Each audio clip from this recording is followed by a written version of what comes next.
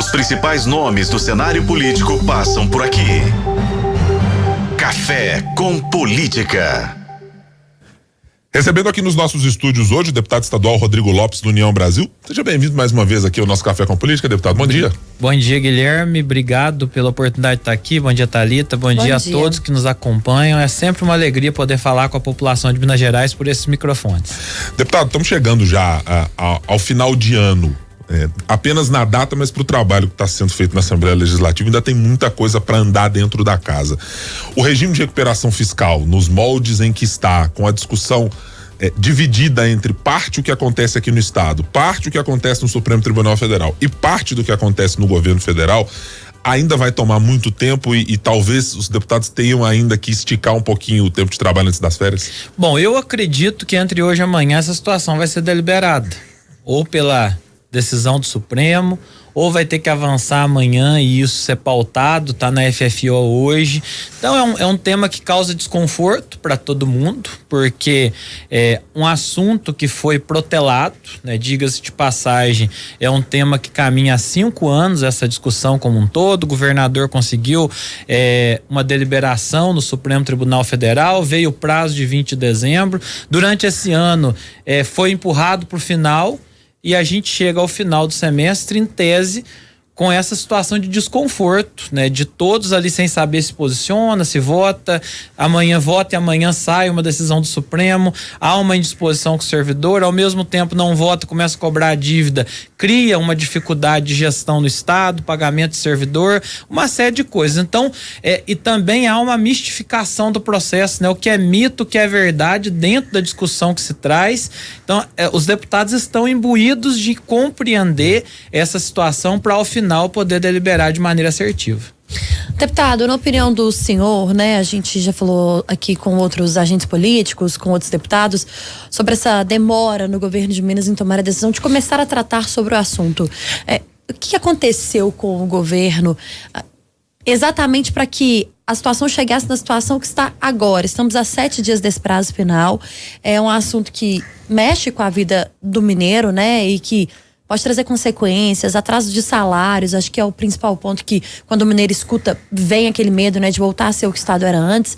O que aconteceu com o governo? Eu acho que faltou política. Dentro desse contexto como um todo, faltou a possibilidade de pensar que vencemos uma eleição e a partir daí a construção precisa ser feita com a Assembleia, com o governo federal, com o Senado, com o Congresso Nacional de maneira geral.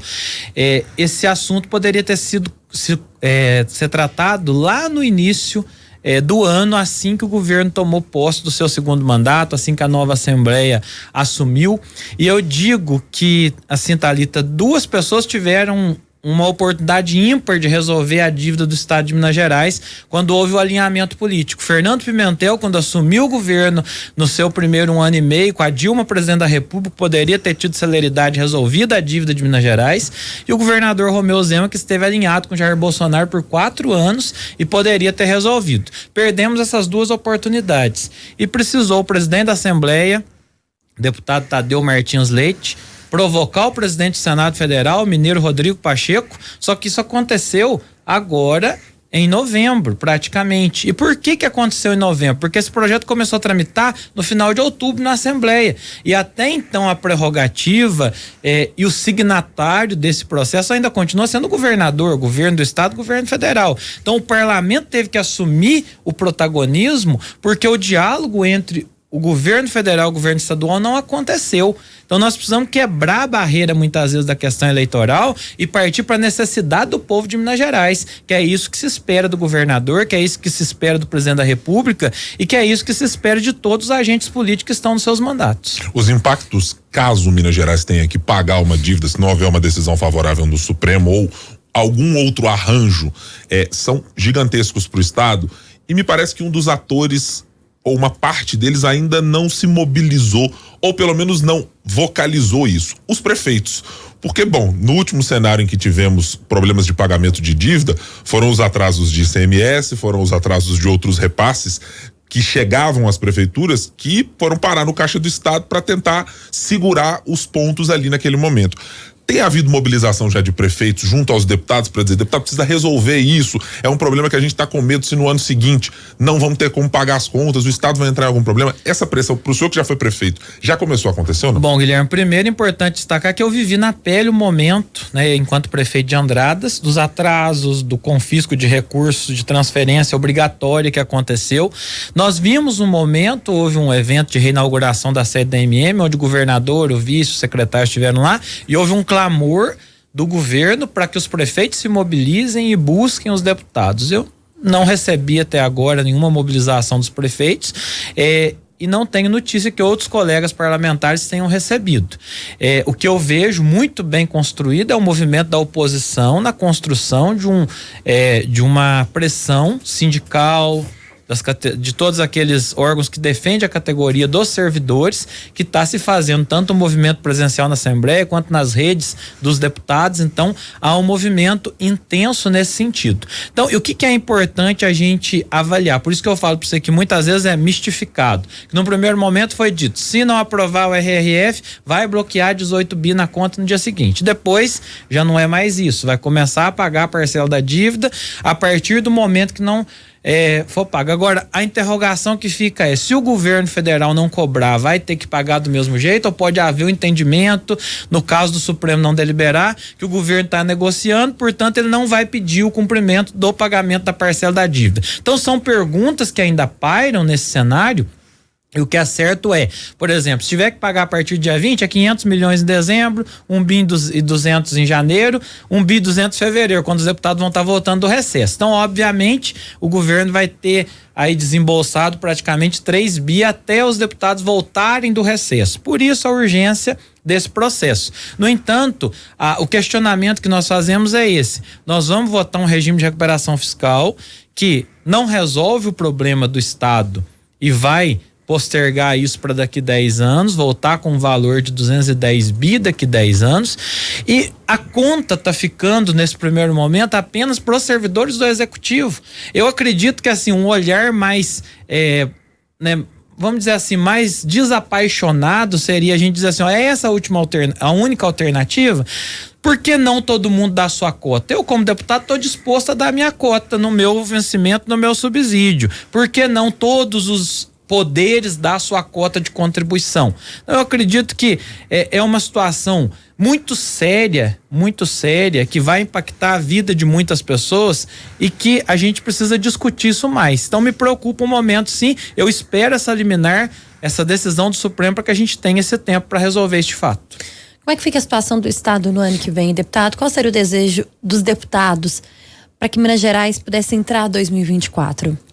Bom, eu acredito que o principal é o alinhamento e a possibilidade desse relacionamento político mais claro, do diálogo mais claro com a Assembleia, de uma conversa sempre mais construtiva e aberta. Isso é fundamental, né? Esse relacionamento do Executivo com o Legislativo é algo fundamental. Todo mundo quer ver as suas emendas pagas, todo mundo quer ver as suas entregas, mas ao mesmo tempo, todo mundo quer de fato uma construção. Então, quando eu me posiciono algumas vezes, mesmo sendo um deputado hoje que compõe um bloco governista, a gente diz o seguinte: eu venho da roça, e lá na roça a gente fala o seguinte: quando a gente precisa de água do vizinho para chegar na nossa propriedade, quando a gente precisa de passar dentro da terra do vizinho para chegar na nossa casa, a gente não arruma confusão com o vizinho.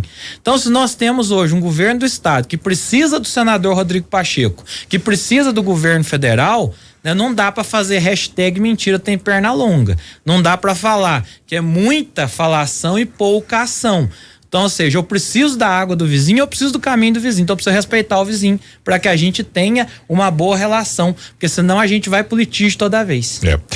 Do ponto de vista da Assembleia, deputado, tivemos alguns projetos que os parlamentares carimbaram com uma importância que tem um reflexo, eu vou ser bem claro, eleitoral para o ano de 2024.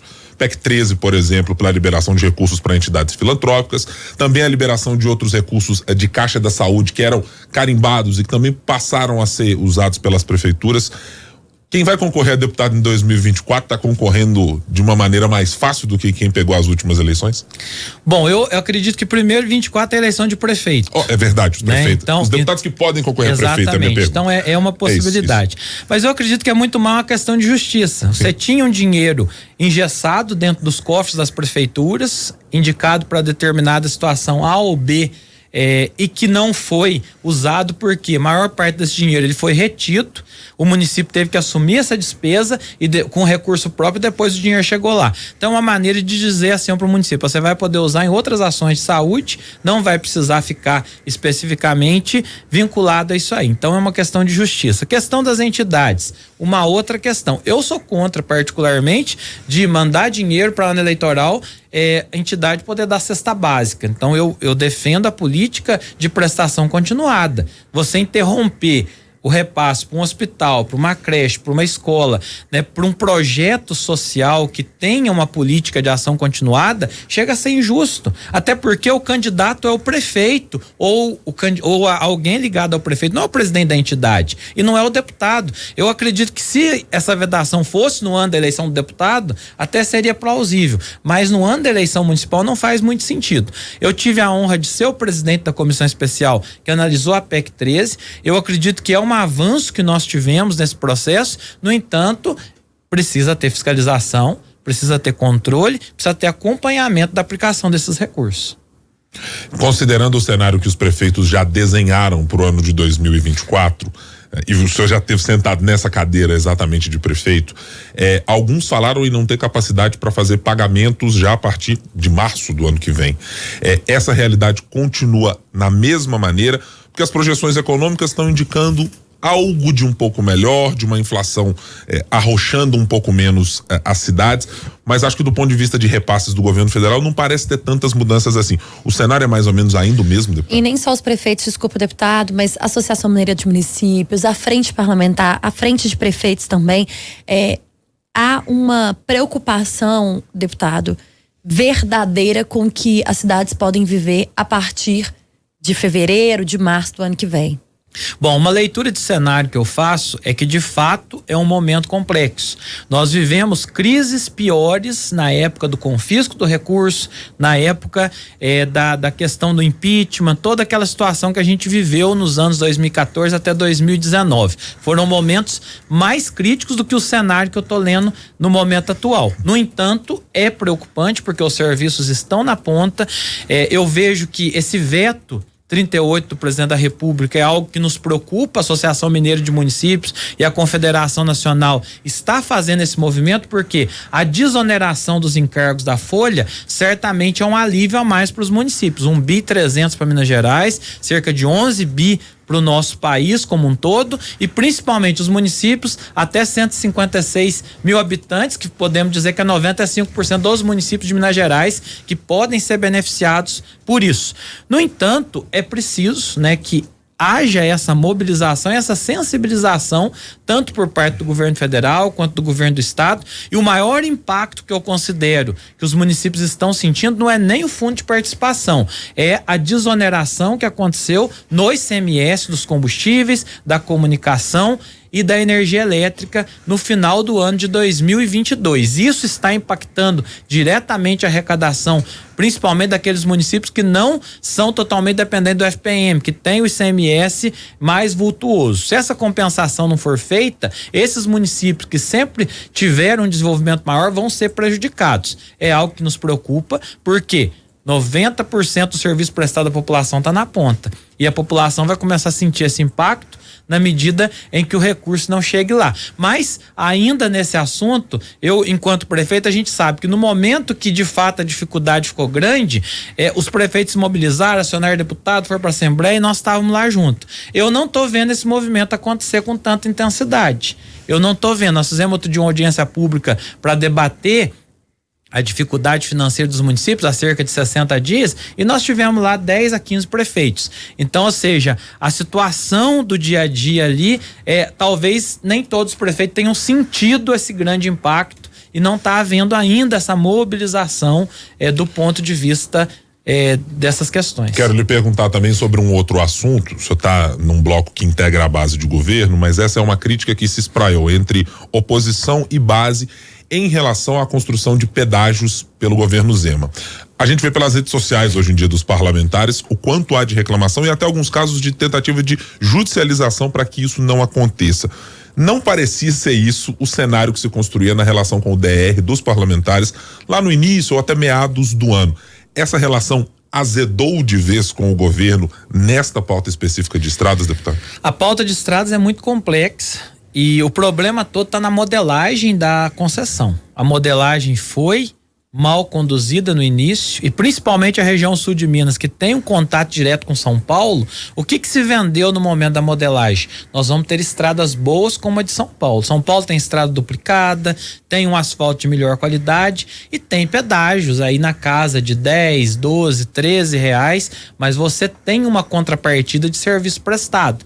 E de repente esse pedágio começou a ser cobrado nas praças hoje na região sul de Minas e na região do Triângulo Mineiro, e a contraprestação do serviço não é aquela esperada. A modelagem, por exemplo, ela desobrigou o governo, ela desobrigou a concessionária a fazer os trabalhos iniciais na MG 290, que liga Pouso Alegre a Jacutinga, que é uma das piores rodovias da região, conhecida como a rodovia da morte do sul de Minas, que não tem nem acostamento, e simplesmente desobrigou. O que são os serviços iniciais? A recomposição de asfalto em determinados locais, colocação de guarda-rei, uma série de coisas. Isso não foi assumido. Para fazer, quando o pessoal gritou, o governo teve que aportar mais recursos, ou seja, mais dinheiro do contribuinte que foi colocado lá, sem a previsão do contrato. E a gente viu entrar em operação agora no dia 9 essas praças, e eu fiz uma fiscalização em loco, sem algumas coisas básicas, que é a regularidade do pavimento, a demarcação da faixa de domínio do DR, que são 15 metros a partir do centro da pista, não foi feita demarcação em local nenhum. Há uma outra questão do contrato, que é o desconto do usuário frequente, chamado DUF, que cada uma das 8 praças do sul de Minas tem um valor diferente. Não há uma isonomia para o contribuinte que usa essas praças. Então são diversos questionamentos que nós temos, e nós não estamos nem questionando o contrato e o preço. O preço é alto, o contrato ele é omisso em muita coisa, mas nem o que está previsto no contrato está sendo cumprido. Então essa é a nossa preocupação. Nós entramos já com uma ação popular, a deputada Maria Clara e eu, no que diz respeito à região do Triângulo, e a gente deve caminhar para isso também no sul de Minas, para que efetivamente haja uma ponderação e que o contribuinte não seja penalizado. Eu não sou contra, mas tem que ser justo. O pedágio tem que ser justo, tem que ter contraprestação do serviço, e a população tem que compreender que tá valendo a pena ela pagar, porque ela tá tendo uma rodovia melhor. Agora, para pagar para ter uma rodovia igual a estava antes, não faz o menor sentido. Nós estamos conversando com o deputado estadual Rodrigo Lopes, do União Brasil. No Café com Política. Hora do bate-pronto. Começando, deputado, a primeira pergunta é: regime de recuperação fiscal tem de ser um projeto alternativo ao atual? Tem que ser um alternativo.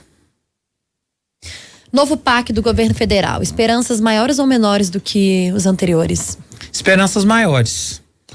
A articulação política do governo Zema no segundo mandato, numa nota de 0 a 10. 5.